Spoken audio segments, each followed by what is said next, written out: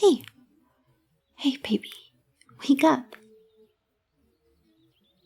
Yeah, it's 3 a.m. But what do I care? You don't have to go to work tomorrow. No, come on. Don't roll over and go back to sleep. I want to talk. Yes, we can talk tomorrow, and we will talk tomorrow. Or rather today. When the sun comes up. You know what I mean. But we can also talk right now. Because I checked it out. I looked into what you said. What you said about Stockholm Syndrome? I checked it out after you went to sleep. Because it was bugging me. I had to know. And you're right. Stockholm Syndrome is not an officially recognized medical condition. Haha, very funny. Admitting that you're right is not the first step to recovery. Now, come on. I want to talk about this. Thank you, babe. Do you want some coffee or... Okay, well, it's not that Stockholm Syndrome doesn't exist. Sort of, it's just contested. Some people feel that it's not a legitimate condition. There simply aren't that many studies done to determine if it's true or not. I mean, how could there be? It's not like hostage taking happens constantly with enough time to really get to know your kidnapper or hostage taker or whatever. And even when it does, sometimes things go very badly and nobody comes out alive. You're right. Back to the point. Anyway, the conclusions of those studies that have been done often contradict each other. It was actually called Nanamieindhoven syndrome at first. I hope I pronounced that correctly, because that's the area of Stockholm where the failed bank robbery took place that started all of this. No, that's not an important part of this. I just think it's interesting, and I wanted you to know I really did look into this. I did more than just look it up on Wikipedia. But I did get that piece of information from Wikipedia. Anyway, the hostages in that failed bank robbery ended up caring more for their captors than the police or the government, because they said the bank robbers cared more for their lives than the government did. Well, apparently, and you have to remember that I wasn't there, so I might be getting some of the details wrong. The Prime Minister at the time was able to talk to the hostages, or at least one of them, on the phone and pretty much told them that it sucked to be them and they were going to die. And the police response directly threatened the hostages' lives several times. One of the bank robbers even shielded a hostage from possible harm. I know, right? Isn't that crazy? No, the reports I read were kind of split. Some said that someone in a Stockholm Syndrome situation could begin to love their captor, but some said that it wasn't really love, but something approximating love that was really more of a survival instinct kicking in.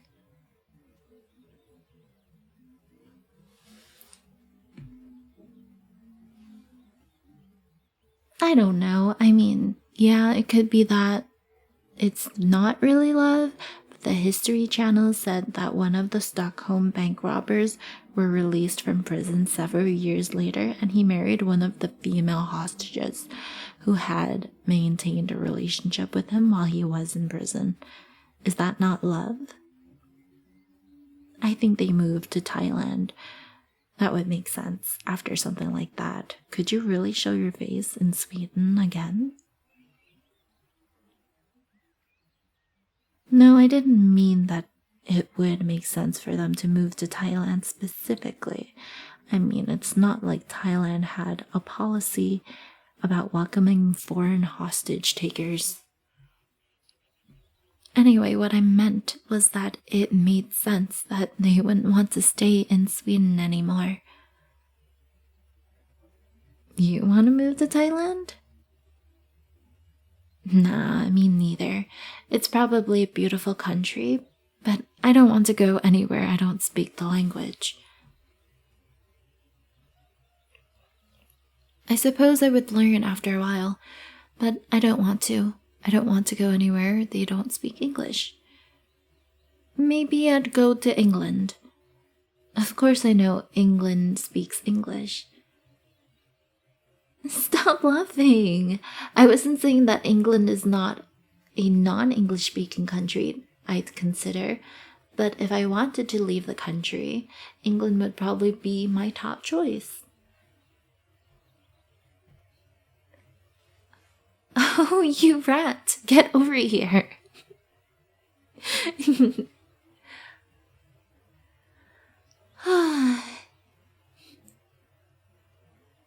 So, what do you think? Was it real love? I don't know. I want it to be, but maybe I'm just being romantic about it and not realistic. Don't you hope that it is real love? Wouldn't that make things better?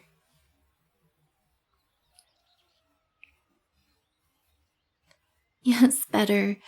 Doesn't it make things better if it's real love? Is this love?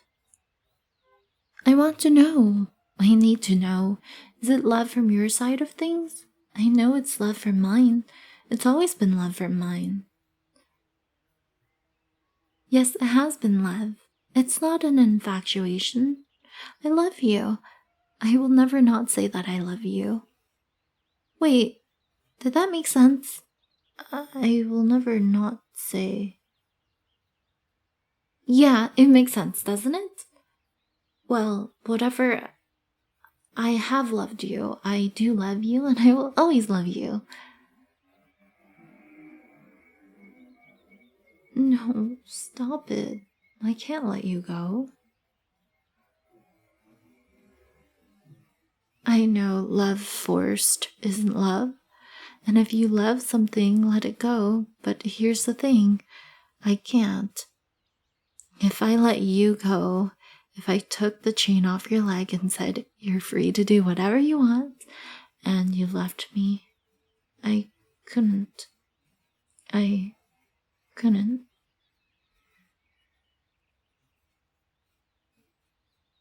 No, please don't go. Please don't leave me. I'll do anything short of letting you go. You can't leave me. I love you.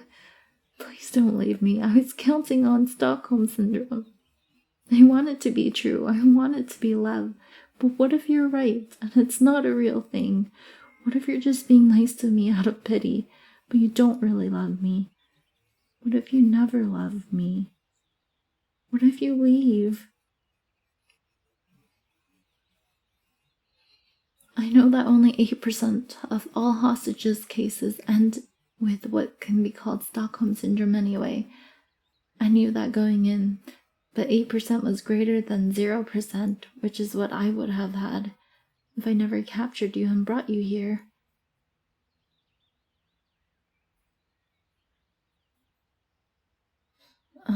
Okay. I also read that to be Stockholm Syndrome, 4 things have to be in place. One is that you have to have no previous relationships with your captor. And you didn't. You didn't even know I existed until I took you. I didn't know you existed until a few days before that. Another is that you have to develop positive feelings for your captor, and you have, I think. You've been smiling and having fun with me. I think you think of me positively now. Another is that you believe in my humanity. I never dehumanized you. I've never beaten you. I've always taken good care of you. So I think that you believe that I'm a good person at heart, and I'm doing what I think is right. But the last was a refusal by you to cooperate with the police or the government employees. And although the police have been looking for you, you haven't had any contact or any ability to refuse to assist them. To prove that, I'd have to untie you. I'd have to unchain you. Or I'd at least have to provide you with some way of contacting them to see if you'd use it to let them know where you are and how to get to you. No, I won't do that. I won't do that. I can't do that. I physically can't. I'm too frightened.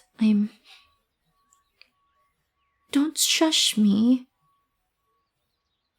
I don't want to calm down. I mean, I do want to calm down, but not just for the sake of calming down. I want to be calm because I believe that you won't leave me. I want you to love me. Yes, you've been here for 9 months. And yes, you seem to be happier and happier with each passing month. Yes, I've taken good care of you. Yes, you were scared and freaked out initially, and now you're playful and loving. No, wait. Just because I said loving doesn't mean that you love me. You have to tell me. Do you love me? No, don't evade the question. Do you love me? I need to know. Do you?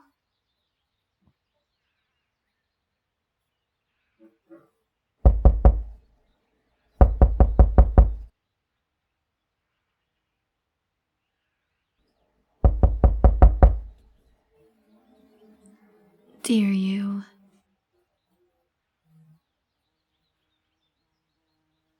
Dear, the front door knocked the first time. You didn't yell. You put your hand over your own mouth. Are you sure? I don't know. It's 3 a.m. Who else could it be but the police?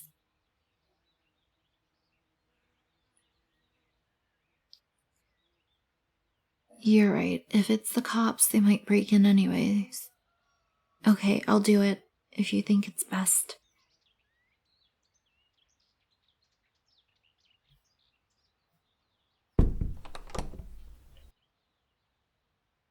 Can I help you?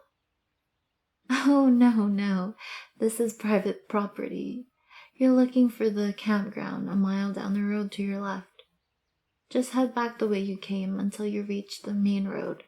Turn left. You should see signs for it soon enough.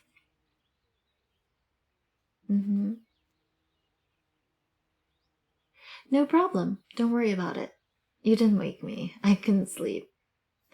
You kids have fun camping. Dear, you didn't yell. You could have yelled. That's the first person to come to my door since I took you. You immediately put your own hands over your own mouth before I could react. You actively tried to remain hidden, as well as signaled to me that you were trying to remain hidden. Yes. When I went to the front door, I trusted you to remain quiet. I didn't gag you before I left. And you didn't yell. You didn't cry out for help. I love you. I love you. Yes, I want so much to believe that, but I'm so scared. I just don't know. Hold me, please. Just hold me.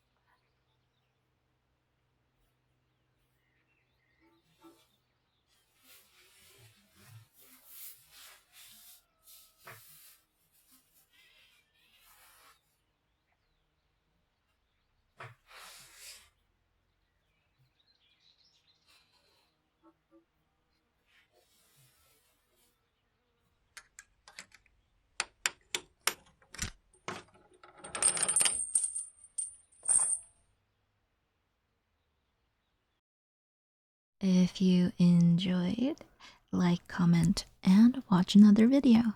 Become a YouTube member or a patron for cool badges, early access, and exclusive content. 𝗦𝗫𝗶𝗹𝘀, thank you for your continuing service as my subscriber.